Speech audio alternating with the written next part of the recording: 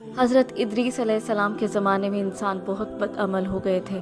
فرشتوں نے بارگاہ الہی میں عرض کیا کہ مولا، انسان بہت بدکار ہے اور یہ خلافت کے لائق نہیں ہے، انہیں معزول کر دیا جائے، یا کم از کم خلیفہ یہ رہیں، وزیر ہم رہیں، تاکہ ہم ان کے بگڑے کام سنبھال لیں۔ رب تعالیٰ کا ارشاد ہوا کہ اس کو غصہ اور شہوت دیا گیا ہے جس سے زیادہ گناہ کرتا ہے، اگر یہ چیزیں تم کو ملیں تو تم بھی گناہ کرنے لگو۔ فرشتے بولے کہ مولا کریم، ہم تو گناہ کے پاس بھی نہ جائیں گے، خواہ کتنا ہی غصہ اور شہوت ہو۔ حکم ربی ہوا کہ اچھا، تم اپنی جماعت میں سے اعلیٰ درجے کے پرہیزگار فرشتے چھانٹ لو، ان کو غصہ اور شہوت دے دیتے ہیں، پھر امتحان ہو جائے گا۔ چنانچہ ہاروت اور ماروت، جو بڑے ہی عبادت گزار فرشتے تھے، انتخاب میں آ گئے۔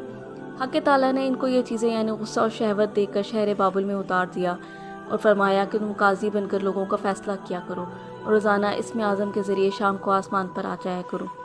یہ دونوں 1 مہینے تک ایسے ہی آتے جاتے رہے۔ اتنے عرصے میں ان کے عدل و انصاف کا عام چرچا ہو گیا اور بہت مقدمے ان کے پاس آنے لگے۔ ایک روز ایک نہایت حسین و جمیل عورت نے، جس کا نام زہرہ تھا، یہ ملک فارس کی رہنے والی تھی، اس نے اپنے خاوند کے خلاف مقدمہ دائر کیا۔ یہ دونوں اسے دیکھتے ہی عاشق زار ہو گئے اور اس سے برے کام کی خواہش کی۔ اس نے کہا، میرا دین کچھ اور ہے اور تمہارا دین کچھ اور اختلاف ہوتے ہوئے یہ نہیں ہو سکتا۔ نیز میرا شوہر بہت غیرت مند ہے، اگر اسے خبر ہو گئی تو مجھے قتل کر دے گا، لہٰذا پہلے تو آپ میرے بت کو سجدہ کرو اور پھر میرے شوہر کو قتل کرو، پھر میں تمہاری اور تم میرے۔ انہوں نے انکار کر دیا، وہ چلی گئی، مگر ان کے دل میں اس کے عشق کی آگ بھڑک گئی۔ آخر کار اسے پیغام بھیجا کہ ہم تیرے گھر آنا چاہتے ہیں۔ سر آنکھوں پر یہ دونوں اس کے گھر پہنچ گئے۔ اس نے اپنے آپ کو آراستہ کیا اور ان سے بولی کہ یا تو آپ لوگ مجھے اسم اعظم سکھا دیں، یا بت کو سجدہ کریں، یا شوہر کو قتل کریں، یا شراب پی لیں۔ انہوں نے سوچا کہ اسم اعظم اسرار الہی ہے، اس کو ظاہر کرنا بہت ظلم ہے، بت پرستی کرنا شرک ہے اور قتل حق العباد، لاؤ شراب پی لیں۔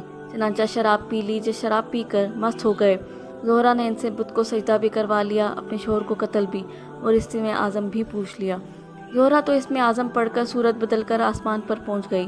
حق تعالیٰ نے اس کی روح کو زہرہ تارہ سے متصل کیا اور اس کی شکل زہرہ ستارہ کی طرح ہو گئی۔ جب ان کا نشہ اترا تو یہ اسم اعظم بھول چکے تھے اور اپنے کیے پر نادم و شرمندہ تھے۔ حق تعالیٰ نے فرشتوں سے فرمایا کہ انسان میری تجلی سے دور رہتا ہے۔ یہ دونوں شام کو حاضر بارگاہ ہوتے تھے، پھر بھی شہوت سے مغلوب ہو کر سب کچھ کر بیٹھے۔ اگر انسان سے گناہ سرزد ہوں تو کیا تعجب ہے۔ تمام فرشتوں نے اپنی خطا کا اقرار کیا اور زمین والوں پر بجائے لعن طعن کرنے کے ان کے لیے دعائے مغفرت کرنے لگے۔ پھر یہ دونوں حضرت ادریس علیہ السلام کی بارگاہ میں حاضر ہوئے اور شفاعت کے طالب ہوئے۔ آپ نے ان کے حق میں دعائے مغفرت کی۔ بہت روز کے بعد حکم الہی آیا کہ ان کو اختیار دیجیے کہ یہ یا تو دنیاوی عذاب قبول کر لیں یا آخرت کا۔ حضرت ادریس علیہ السلام نے انہیں حکم الہی پہنچایا۔ انہوں نے عرض کیا کہ یا نبی اللہ، دنیا کا عذاب فانی اور آخرت کا عذاب الابدی الاباد تک باقی رہے گا، ہم کو دنیاوی عذاب منظور ہے۔ چنانچہ حق تعالیٰ نے فرشتوں کو حکم دیا کہ ان دونوں کو لوہے کی زنجیروں میں جکڑ کر بابل کے کنویں میں اوندا لٹکا دیں۔ اس کنویں میں آگ بھڑک رہی ہے اور یہ لٹکے ہوئے ہیں۔ فرشتے باری باری سے ہر وقت ان کو کوڑے مارتے ہیں، سخت پیاس سے ان کی زبانیں باہر لٹکی ہوئی ہیں۔ یہ عذاب قیامت تک ایسا ہی شدید رہنے والا ہے۔